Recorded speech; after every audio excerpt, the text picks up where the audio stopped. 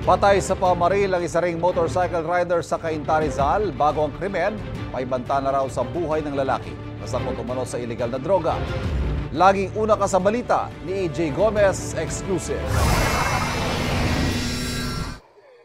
Labis ang iyak ng kaanak ng 35 anyos na lalaking ito nang madatnan siyang nakahandusay at wala ng buhay sa kalsada. Ang lalaki, binaril nitong Martes sa Cainta, Rizal. Base sa investigasyon ng pulisya, binabaybay ng biktima sakay ng kanyang motor ang West Bank Road sa Barangay San Andres nang maganap ang pamamaril. Doon sa kalsada mismo, nung minto siya sa isang lugar na parang meron siyang hinahintay na tao doon. So doon na rin siya binaril ng suspect doon sa pagkakahinto niya. And then yung pagkakasakay niya rin sa motor, doon na rin siya nalaglag.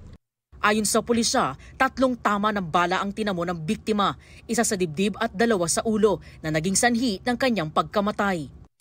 May nagkwentuhan mga riders. Ang sabi, may nabulagta daw doon.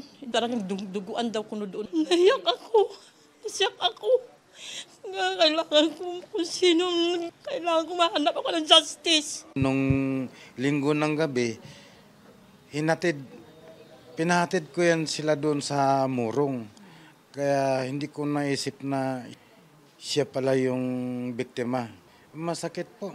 Anila, nakasama pa ng biktima ang kanyang kasintahan bago ang pamamaril. Pero bigla na lang daw niyang iniwan ang nobya bago siya bawian ng buhay. Sa follow-up operation ng Cainta Police, napag-alamang nakatanggap ng pagbabanta ang biktima ilang araw bago ang krimen. Prior ng incident na yan, talaga yung si biktima naka-receive din ng threat na siya ipapatayin. Tinato ko, bakit ganyan? Parang di ka napakalim. Di siya magsalita talaga, ma'am.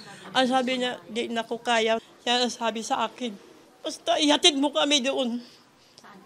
Sa bahay nila doon sa bundok. Bali, ang person of interest natin dyan, taga ron din sa lugar na yon.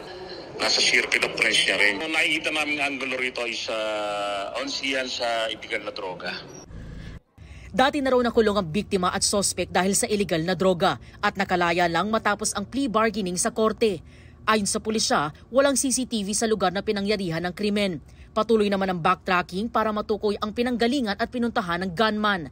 Sa oras na madakip siya ng otoridad, sasampahan siya ng kasong murder. Ito ang unang balita.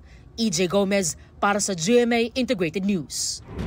Kapuso, para laging una ka sa mga balita, bisitahin at mag-subscribe sa GMA Integrated News sa YouTube. Sa mga kapuso abroad, samahan nyo kami sa GMA Pinoy TV at sa www.gmanews.tv.